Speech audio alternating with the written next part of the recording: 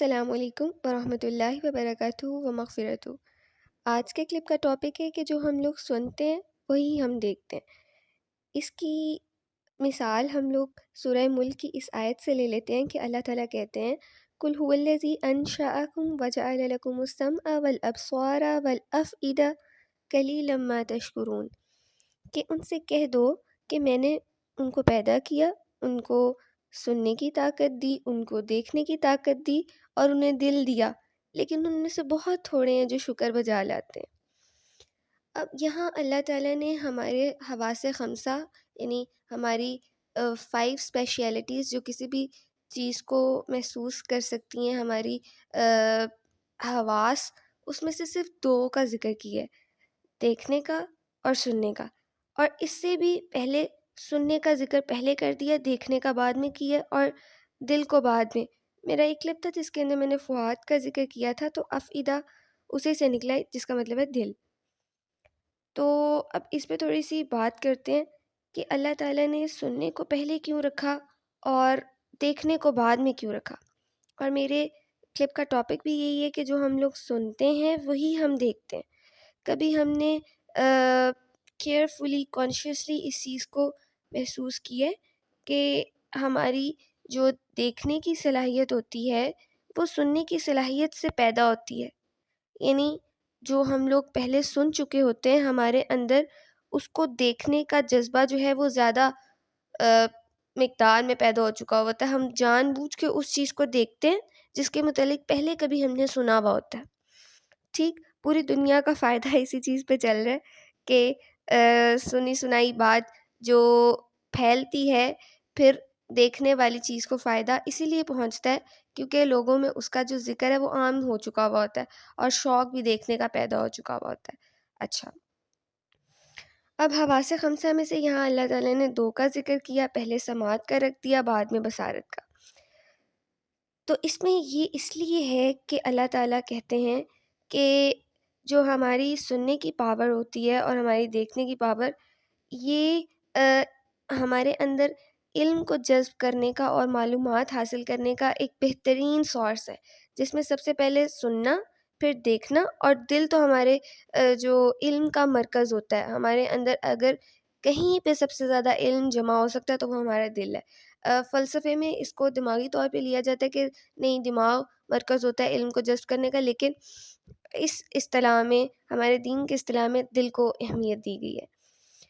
تو اب اگر چونکہ قلب ہمارے علم کا مرکز ہے تو علم جہاں سے آنا ہے اس کا پہلا سورس ہے سننا، پھر ہے دیکھنا۔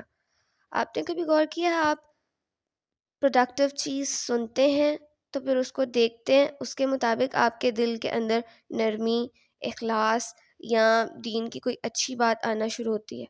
فار ایگزامپل، اگر آپ بہت اچھی چیز دیکھتے جا رہے ہو تو اس کا دل پہ اتنا اثر نہیں ہے۔ آپ کسی جو مولانا ہیں یا اسلام کے اسکالرز ہیں انہیں آواز میوٹ کر کے آپ سامنے دیکھنا شروع کر دو تو آپ کا دل بدل جائے گا؟ ناٹ ایٹ آل، کبھی بھی نہیں، جب تک آپ اس کی وائس کو نہیں لگاتے۔ ایون دیٹ آپ کے پاس کلپ بھی نہ ہو، آپ کے پاس دیکھنے کے لیے کوئی چیز میسر نہ ہو، آپ پھر بھی کوئی ریکارڈنگ لگا دو اور اس کو سننا شروع کر دو، دیکھنے والا ایلیمنٹ بیچ میں ہو ہی نہ، تب بھی وہ دل پہ اثر کرتی ہے۔ تو معلومات کا بہترین ذریعہ ہماری سب سے پہلے سماعت، اس کے بعد بصارت، اور اس کے بعد وہ جو دل میں جذب ہونا شروع ہو جاتا ہے۔ اس لیے اللہ نے سماعت کا ذکر پہلے کیا، کیونکہ اللہ نے کہا میں نے تمہیں اتنا بڑا سورس دیا ہے معلومات کا۔ اچھا، اب ہم لوگ اگر اپنی زندگی پہ غور کریں تو ہم لوگ کتنی ایسی چیزیں سنتے ہیں جس کی وجہ سے ہمارا دل جو ہے وہ خراب ہوتا ہے۔ ہم سارے دن گانے سنتے ہیں، ہم سارا دن لوگوں کی برائیاں سنتے ہیں، ہم سارا دن ہینڈ فری لگا کے یا ایئر پوڈس لگا کے اتنی فضول چیزیں سنتے ہیں جس سے ہمارا دل مردہ ہوتا چلا جاتا ہے۔ دیکھنے والا عمل بعد میں پیدا ہوتا ہے، دیکھنے اور سننے دونوں کا عمل مل جائے تو دل زیادہ برائی کی طرف جانا شروع ہو جاتا ہے۔ اچھا، اب اس کے کچھ حل بھی تو ہو سکتے ہیں۔ حل یہ ہے کہ آپ لوگ ٹریول کر رہے ہیں، آپ لوگ کسی ایسی جگہ پہ ہیں جہاں پہ آپ تنہا ہیں، تو وہاں پہ اچھی چیز کو لگا لیا جائے، قرآن کی تلاوت کو لگا لیا جائے۔ اللہ تعالیٰ کہتا ہے کہ دلوں کا سکون میرے ذکر میں ہے۔ ہمارے دلوں میں بے چینیاں کیوں لگی ہوئی ہیں؟ کیونکہ ہم نے اپنے دل کو اللہ کا ذکر نہیں دیا ہوا. ہماری آنکھیں برا دیکھتی ہیں، ہمارے کان برا سنتے ہیں، ہمارا دل برا ہو جاتا ہے.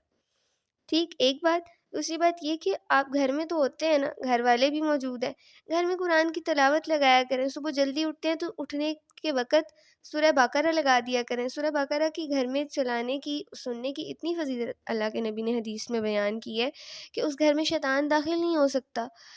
جادو پر یہ سورہ بقرہ کا اثر نہیں چلتا. شیاطین دور بھاگتے ہیں سورہ بقرہ سے، کیونکہ یہ قرآن کی ایک بہت مضبوط اور اپنے اندر ایک بہت قوی صورت ہے. اس پہ شیطان کا وار ہی نہیں چلتا. پہلے پہلے ہوتا ہے انسان تھوڑا سا دین کو پریکٹس کرنا شروع ہو جائے تو ہمارے ارد گرد کے لوگ ہی کہتے ہیں کہ وہی اس کو کیا ہو گیا، اتنا اسلامک اس کا نظریہ بن گیا، یا اتنی اس کا عمل ایسے، تمہیں کیا ہو گیا، تم بڑے دیندار یہ وہ. تو یہ وقتی تکلیف ہے. لوگوں کی باتیں آپ کو تھوڑی عجیب لگیں گی، لوگوں کو بھی عجیب لگے گا آپ کا رویہ، لیکن آہستہ آہستہ یہ لوگ آپ کو اس طرح قبول کرنا شروع کر دیں گے. اور اگر آپ اپنے نیک عمل میں کہیں غفلت برتیں گے تو پھر یہ لوگ آپ کو سپورٹ کریں گے. ہاں آج تلاوت کیوں نہیں لگائی تم نے، لاؤ میں لگا دیتا ہوں. وہ یاد کروانا شروع کر دیں گے.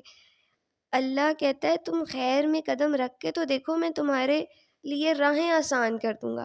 تو ہم خیر میں قدم ہی نہیں رکھتے تو راہیں کیسے آسان ہوں گی؟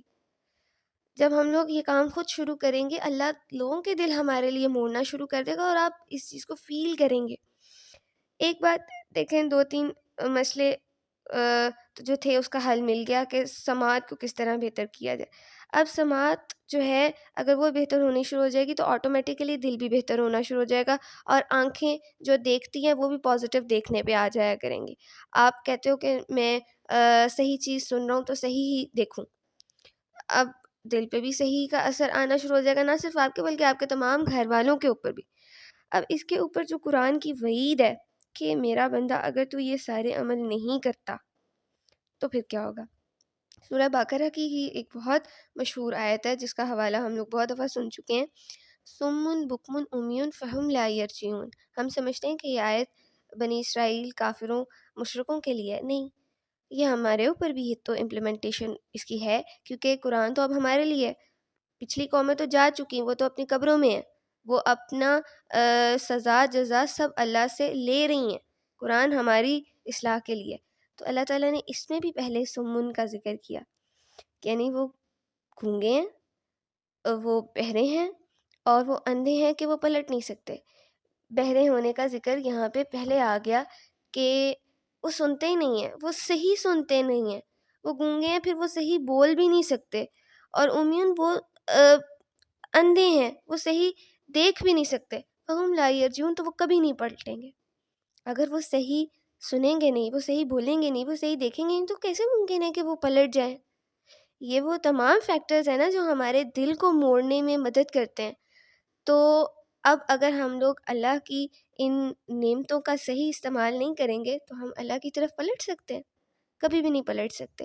اور یہ بات ماننا ہی غلط ہے کہ انسان کے، کہ میں بہت کوشش کرتا ہوں اپنے دل کو پھیرنے کی، اچھا سننے، اچھا دیکھنے، اچھا بولنے کی، لیکن میرا عمل اس پہ آ نہیں سکتا.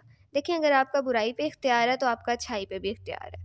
اللہ نے آپ کو دونوں اختیار دے کے دنیا میں چھوڑ دیا کہ اب جو لے کر آؤ گے وہ تم پر ہے.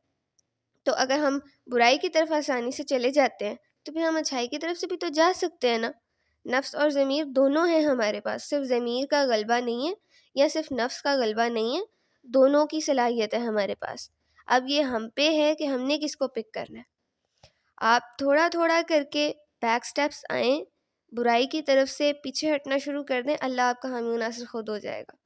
تو میری یہ ریکویسٹ ہے کہ اپنی سماعت کو اگر ہم لوگ بہتر کر لیں تو ہماری زندگی بدل جائے، ہمارا دل پھر جائے. میری دعا ہے کہ اللہ تعالیٰ ہماری سماعت کو، ہمارے دیکھنے، ہمارے بولنے کو اور ہمارے دل کو بہتر کر دے تاکہ ہم ایک اچھے انسان میں تبدیل ہو جائیں. آمین ثم آمین. اللہ حافظ.